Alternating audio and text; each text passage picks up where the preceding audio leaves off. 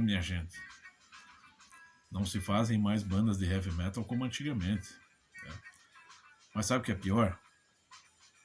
Bandas clássicas de heavy metal, daquela safra que começou a surgir ali no final dos anos 70, e vamos dizer assim, coroaram a década de 80 com centenas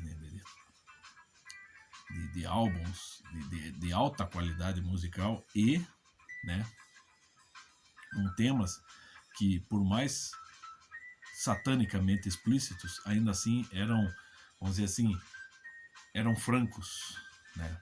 Ou seja, não necessariamente se fazia apologia ao mal, se explicitava o mal, mais ou menos naquele sentido da epístola aos Efésios de São Paulo Apóstolo, em que, né, num dos versículos ele diz que é necessário expor as obras estéreis das trevas.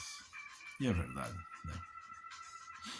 E infelizmente, por exemplo, bandas clássicas assim como Anthrax, Metallica, né, o Sepultura, temas desse vídeo, Slayer, né, Stryper, né, Dark Angel, Venom, né, uma boa parte dessas bandas acabam entrando e naquele tempo, vamos dizer assim, combatiam o que seria o sistema, entre aspas, o establishment, hoje estão dentro do sistema, mas fingem combater algum sistema, né? Ou seja, entraram dentro do sistema que combatiam para combater outro sistema. Porém, é muito comum que essa incoerência seja inevitável no mundo da indústria fonográfica. Por exemplo, bandas punks que geralmente, vamos dizer assim, soltam ácidos gritos de anarquia, né, de uma, vamos dizer, uma nova sociedade, estão infelizmente submetidos vamos dizer, a todos os processos legais, industriais, né, e vamos dizer, altamente, né, limitadores que o show business impõe. Então você pode pegar a banda punk mais underground possível, vamos dizer lá, o Rudimentary Penny, uma das bandas punk mais underground, ainda assim ela está submetida, ela só pode se expressar por meio, né, da produção de CDs, de discos, enfim, ela só pode se manifestar, se expressar, né, por meio de um capital. E isso já não é anarquia. Ela pode abordar o tema da anarquia, mas ela não vive a anarquia, né? Entendeu? As bandas, os membros das bandas não vivem a anarquia. É como você pegar lá o Tom Araya, do Slayer. Ele não vive o satanismo, ao contrário, ele já é avô. Ele é um cara extremamente família, extremamente tradicional. Por quê? Porque quando você está no palco, você está encenando, né? Mas enfim, eu estava lendo um artigo ali sobre a participação do Sepultura no último Rock in Rio, nesse Rock in Rio, né? O último não, o recente Rock in Rio. E a matéria expunha, assim, já na manchete, mas no texto está bem explicitado que, né, ao longo do show, junto da Orquestra Sinfônica Brasileira, eles começaram a soltar a banda começou a soltar algumas palavras de ordem, né, sobretudo em defesa dos índios e do meio ambiente. E lá pelas tantas, no telão atrás, foi projetada o que seria a estrela do PT sobre o símbolo do Sepultura, o S ali, né, do Sepultura, né? E aí diz que a galera foi ao delírio com gritos de fora Bolsonaro. Tá, mas a questão é a seguinte, né? Alguém tem que explicar. Por exemplo, hoje, eu creio que hoje quem o chefe da banda, né, o patrão ali, seja basicamente o senhor Andrés Kisser, né? Porque os Irmãos Cavaleiros já não fazem parte do Sepultura há algum tempo. Então alguém tem que explicar para Andrés Kisser o seguinte: se ele quer abordar o tema do meio ambiente, ele tem que estar um pouco mais atento ao meio ambiente. Sabe por quê? Porque, por exemplo, para acontecer um show como o Rock in Rio, por exemplo, né? Você tem que desmatar um bom pedaço de chão, onde antes havia, vamos dizer assim, mato, árvores, onde havia um ecossistema, uma floresta. Né? Ou será que o grito pelo meio ambiente só vale daqui para frente? Tipo assim, não pode mais nascer ninguém no mundo, porque quanto mais gente nascer, mais nós vamos ter que construir casas, construir escolas, construir hospitais para atender a demanda de pessoas do crescimento demográfico. E para isso você tem que, né, você tem que invadir terrenos, você tem que comprar lotes, você tem que cortar árvores, enfim, existe todo um processo de exploração da natureza que é contínuo. É óbvio que existe, sim, um protesto que é válido, né, quando se tenta, por exemplo, de forma legítima, proteger a natureza contra abusos, né, que se possa acontecer, que possam ocorrer em cima dos animais, em cima, né, dos vegetais ou dos minerais. Ou seja, existe sim uma exploração, um tipo de exploração que é absolutamente abusivo e desnecessário, né? Porém, como é que as pessoas fazem para protestar hoje, sobretudo hoje, a favor do meio ambiente? Por exemplo, como é que pode um bando de adolescentes munidos de aparelhos, smartphones, estarem protestando contra a indústria? As indústrias, pera, mas não são as indústrias que produzem smartphones? Pelo amor de Deus, gente. Você tem que cair na real, meu. Né? Então, assim, só para construir uma indústria que vai produzir smartphones, que geralmente são indústrias de grandes proporções físicas, você já tem que desmatar.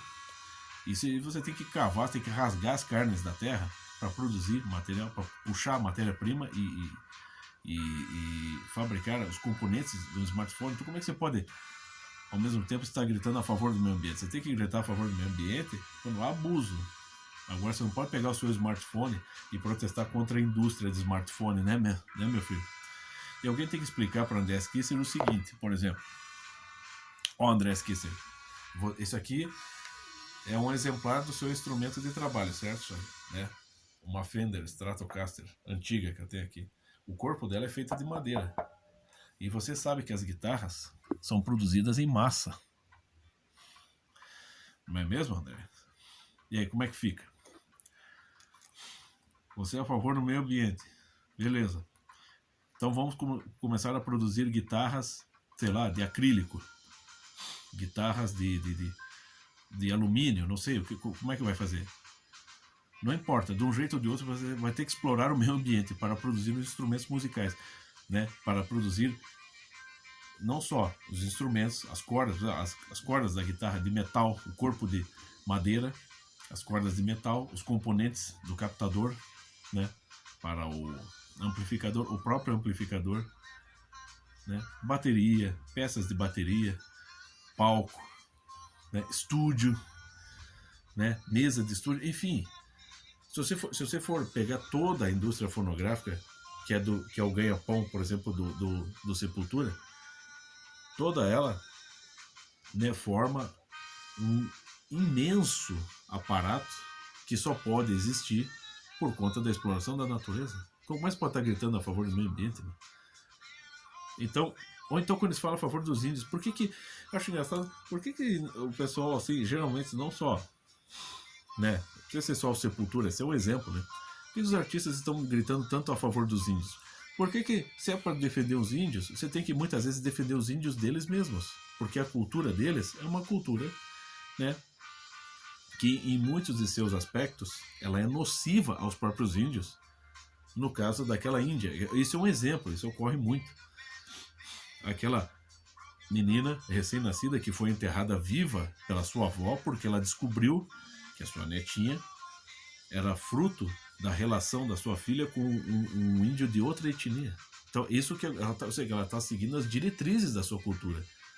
Ou seja, uma cultura bastante brutal, bastante primitiva, né? Bastante grotesca, né? Na qual você tem que eliminar algo que é inconveniente.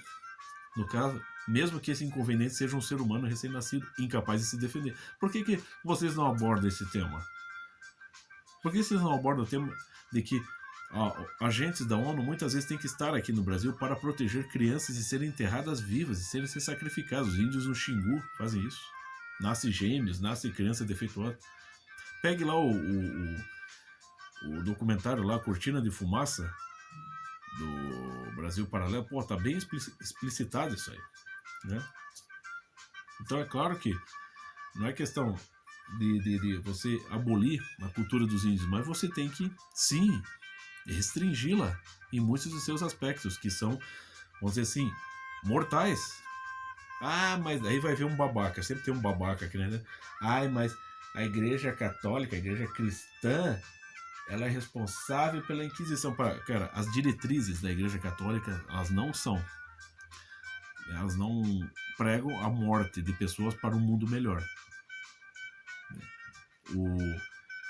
A Inquisição espanhola, né, que durou alguns séculos, ela é sim um desvio, né, um erro histórico assim calamitoso da igreja, que infelizmente ela não pode negar, mas ela não é um desvio, mas não uma confirmação da mensagem central legítima do cristianismo, que está nos evangelhos.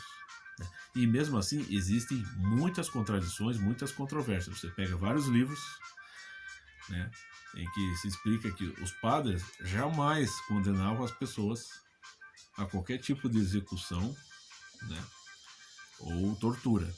Os padres tentavam converter as pessoas. Se as pessoas não convertiam, ele entregava, o padre, que era o poder espiritual, né, o poder representava o poder divino, vamos dizer, ele entregava para a autoridade real, ou autoridade temporal.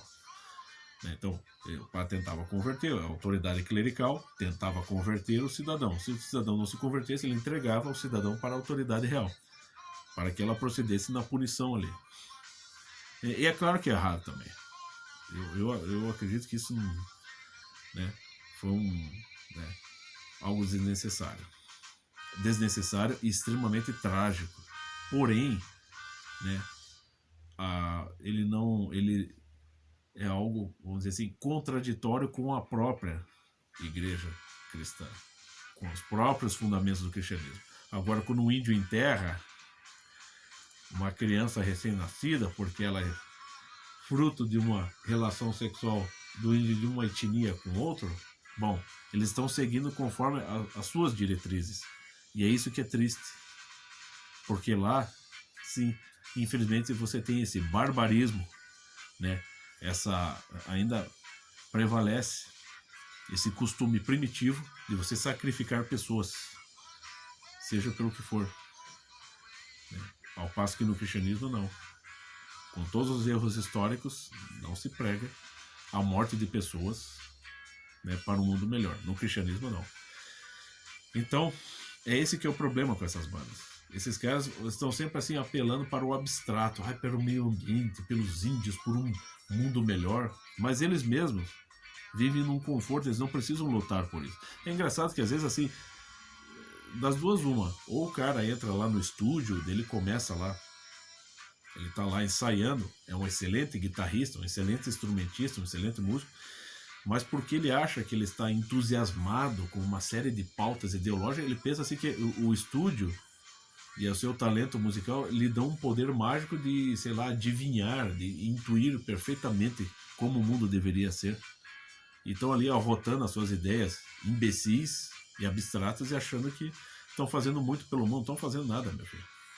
Você está só fazendo o seu trabalhinho, né, artístico, e que muitas vezes é de baixa qualidade. Muitas vezes é boa, outras vezes é baixa, né? Ou, o que é pior, são consciências vendidas, né? Estão te pagando para você fazer propaganda política, como no caso do PT. Para que pôr a estrela do PT lá? O Bruce Dickinson veio aqui pro Brasil e, claro, ele só seguiu um protocolo. Ele hasteou a bandeira do Brasil, mas pelo menos ele fez ele teve lá, ele se expressou de forma apolítica. Ele levantou a bandeira do Brasil e não bandeiras políticas. O Dead Kennedys também não queria se meter com política aqui, num show que foi cancelado há uns 2 anos atrás. Porém, um babaca lá qualquer artistazinha de meia pataca foi lá se meter e já produziu um pôster para a divulgação do show, em que você incluía Bolsonaro, um monte de milico, assim, uma sátira a toda a atual política do Brasil, e aquilo causou um problemão com a banda, e a banda teve que cancelar os shows aqui. Por quê? Porque tá cheio de gente aqui que não sabe o que é política, não sabe o que é arte, não sabe o que é música, não gostam de música punk, mas não sabem nem o que significa a palavra punk. Enfim, um bando de ignorante. É por isso que as coisas estão erradas, né? Então, os bons tempos do Sepultura é este aqui, ó. Tá vendo isso aqui, ó? O primeiro álbum, Morbid Visions, no tempo em que o Sepultura era capaz de, sim, eles não estavam fazendo necessariamente apologia ao mal, mas estavam exatamente expondo, distinguindo o mal do bem, porque você tem aqui uma cena, né, bastante grotesca, né, em que você mistura o diabo com a crucificação, mas você põe morbid visions, ou seja, visões mórbidas, ou seja, né, se fosse uma visão clara, limpa e sã, seria apenas Cristo crucificado entre os ladrões. Não, mas você tem um demônio se enroscando como uma serpente em torno de Jesus Cristo na cruz. Então, é uma visão mórbida, uma visão doentia da realidade. Aí é mais perfeito, porque sim, explicitava, né, algo, né, de forma mais franca, mais verdadeira. Visões mórbidas. Então, estampava para os fãs, né, os jovens fãs já naquela época, né, até de forma indireta, uma espécie de defesa do cristianismo. Porque justamente colocava ali uma cena grotesca para causar um impacto, causar um choque, e que possibilitava as pessoas, assim como eu, de pensar um pouco sobre o que é o cristianismo e o que é o anticristianismo, o que é o bem e o mal, entendeu? Possibilitava as pessoas pensar um pouquinho, dialogar um pouquinho, né? Despertar, dava aquele choque, aquele escândalo, né? Como diria na Bíblia também, é preciso que venha escândalo, e desse escândalo as pessoas tinham a chance de pensar sobre um assunto mais profundo, para além do Sepultura, né? Então era muito mais franco, muito mais honesto. Era um ataque que não negava, né? Aqui, esse ataque aqui ele não nega o cristianismo. Ao contrário, né? Esse ataque aqui, ele de certa forma intensifica, né, a presença do cristianismo no mundo e a sua distinção do mal, né? Agora, você está defendendo pautas, né, ideológicas dos índios, em defesa dos índios, do meio ambiente, a gente não sabe mais o que é isso, se isso é certo, se isso é errado, se isso é verdadeiro, se é falso, é um troço muito abstrato, e infelizmente esse povo cai nessa, mas é isso aí. Viva ao bom heavy metal, ao heavy metal clássico, aquele que não só tinha uma boa qualidade musical, né, bastante original, mesmo que os caras não fossem bons músicos, mas também cujos temas eram mais instigantes, mais provocativos e, de certa forma, defendiam o cristianismo.